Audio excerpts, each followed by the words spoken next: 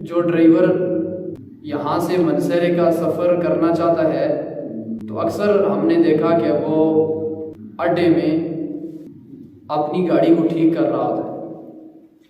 एक टायर निकालेगा, दूसरा लगाएगा और इसे ठीक करेगा, ब्रेक, रेस सब चीज़ें चेक करता है कि ऐसा ना हो कि सफ़र में गाड़ी ख़राब ना हो जाए।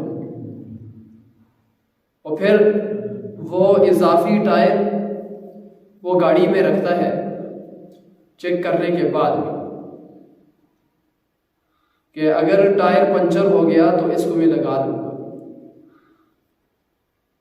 तो वो फिर अपना सफ़र शुरू करता है। हालांकि 3 घंटे का सफ़र है चरैत से मनसेरा,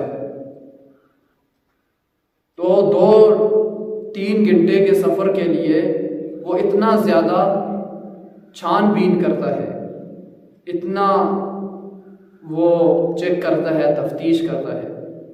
और जिस मुसाफिर पर आखिरत का सफ़र आने वाला हो